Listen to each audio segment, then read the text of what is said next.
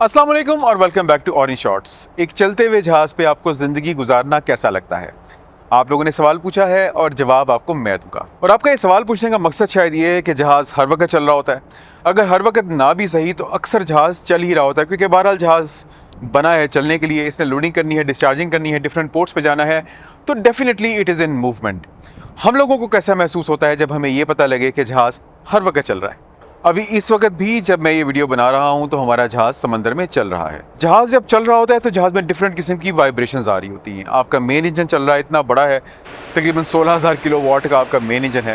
That is a huge engine, क्योंकि बहरहाल इसने एक ऐसी चीज़ को मूव करवाना है पानी में जो कि 1.5 लाख के आसपास टन तेल कैरी कर सकती है। और जब एक चीज़ 1.5 लाख टन के आसपास तेल कैरी करती है तो जहाज़ का अपना वज़न भी होता है, मशीनरी का वज़न भी होता है। अगर हम सारे वज़न को मिलाएं तो ये अप्रॉक्सीमेटली 170-175 के आसपास की कहानी बनती है। यानी कि 1,70,000 1,75,000 तकरीबन 1.25 लाख टन के आसपास एक बड़ी सी जाइंट चीज़ है जिसको उस इंजन ने मूव करना है। तो उसके लिए फिर उतना ही बड़ा इंजन भी चाहिए।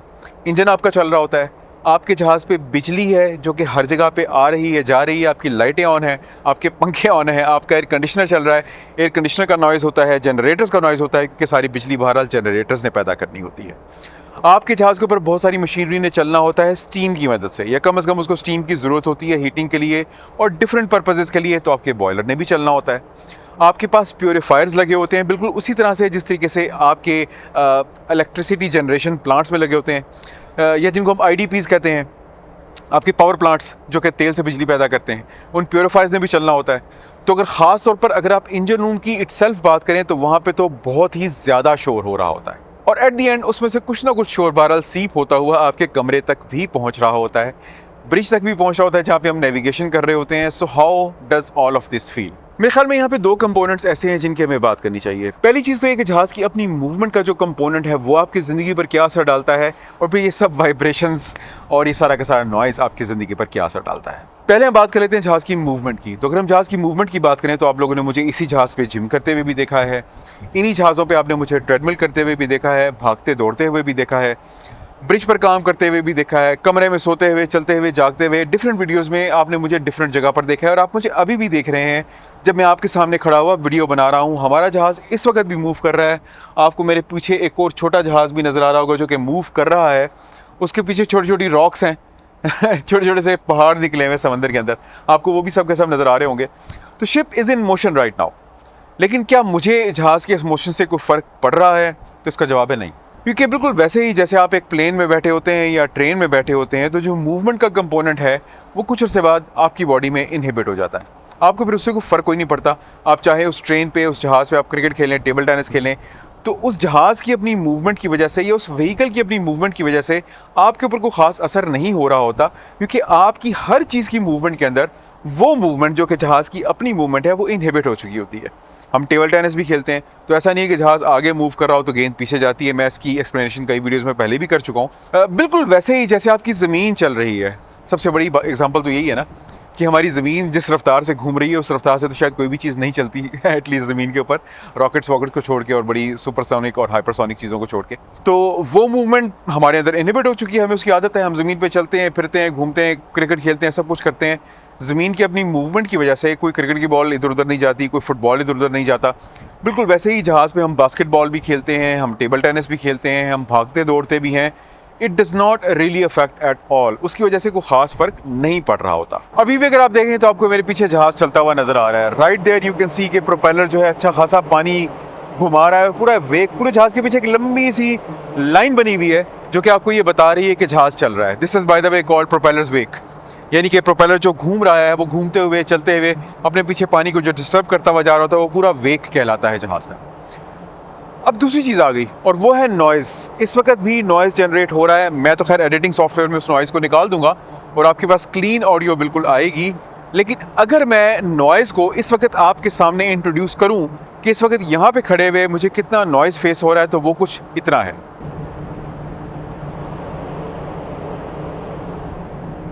ये वो नॉइज़ है जो कि मेरा माइक्रोफोन ऑटोमेटिकली कैप्चर कर रहा है। जहाज़ पे कुछ एरिया ऐसे होते हैं जहाँ पे नॉइज़ ज़्यादा होता है, उनमें से एक एरिया ये भी है। एकोमोडेशन के अंदर इतना नॉइज़ नहीं आ रहा होता। मैं थोड़ी देर में एकोमोडेशन के अंदर जाके आपको वहाँ पे भी दिखा दूंगा कि वहाँ पे इस वक्त कितना नॉइज़ लेवल मौजूद है। लेकिन जब आप जहाज़ पे साइन ऑन करते हैं ना, तो साइन ऑन करने के कुछ अर्से के बाद आपको आहिस्ता आहिस्ता इन चीज़ों की आदत पड़ जाती है। और फिर दूसरी बात ये होती है कि जहाज़ के ऊपर नॉइज़ लेवल्स का ध्यान रखा जाता है। अगर आप जा रहे हैं इंजन रूम में, यानी कि ऐसा एटमॉस्फेयर है जो कि है ही नॉइज़ी, वहाँ पे आप उसकी ख़ास इंसुलेशन नहीं कर सकते, क्योंकि बहरहाल आपने जाके इंजन पे और मशीनरी पे काम करना है। तो अगर आप उसकी नॉइज़ को बंद करेंगे तो फिर आप उस पर काम क्या करेंगे, पूरा उसको इंसुलेट कर देंगे। तो उस केस में आप पहनते हैं ईयर मफ्स। जब आप ईयर मफ्स पहनते हैं तो क्या है कि बाहर के जो नॉइज़ है ना, वो अंदर आना बंद हो जाता है। ईयर मफ्स जो है वो नॉइज़ को एक तरीके से कैंसिल तो खैर नहीं करते, डैम्प कर देते हैं उसको, आपके पास वो नॉइज़ नहीं आ रहा होता।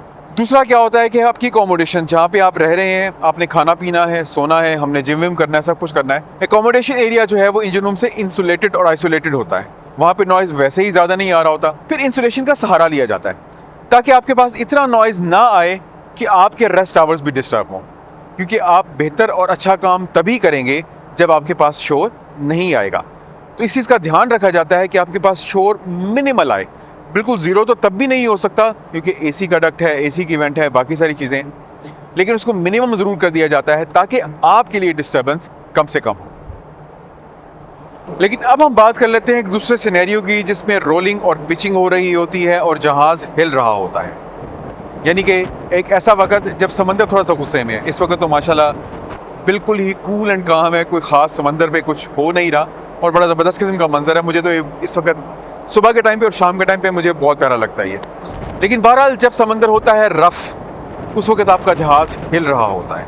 जब जहाज़ हिल रहा होता है तो जहाज़ के डिफरेंट एरिया से नॉइज़ भी प्रोड्यूस हो रहे होते हैं, क्योंकि स्टील है ना हर जगह पे, क्रैकलिंग साउंड आ रही होती है। और अगर आपने अपने कमरे में चीज़ें सही तरीके से सिक्योर नहीं की हुई तो फिर वो जब गिरती हैं तो वो ज़्यादा नॉइज़ पैदा करती है, आपकी नींद डिस्टर्ब होती है।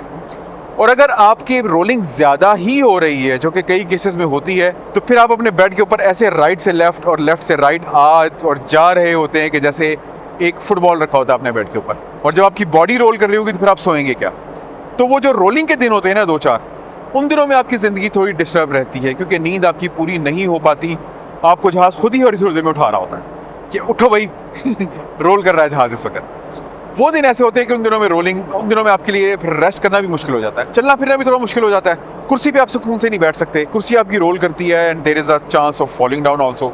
तो हमने फिर उन सब चीज़ों को सिक्योर किया हुआ होता है ताकि आपके ऊपर मिनिमल इफेक्ट हो, आपको अच्छा रेस्ट मिल जाए, आप कुर्सी पर बैठे तो सुकून से बैठे रहें।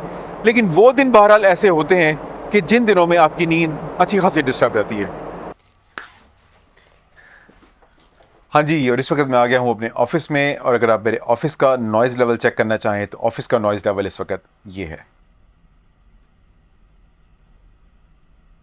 नॉट मच, जितना ब्रिज पे शोर आ रहा था उतना मेरे ऑफिस में नहीं आ रहा। लेकिन आप जस्ट इमेजिन करें कि अगर सिरफ है और ये सब चीज़ें, कंप्यूटर, कीबोर्ड, कप, हर चीज़ अगर आपने ऐसे लूज़ रखी हुई हो, पावर बैंक, फ़ोन्स, ये सब अपनी जगह से हिलना शुरू हो जाए और बार बार गिरें, तो आप आराम कैसे करेंगे? और उसके बाद ये सारी की सारी फाइल्स चेक करें, अगर ये फाइल्स गिरना शुरू होंगी तो आप सोएंगे कैसे?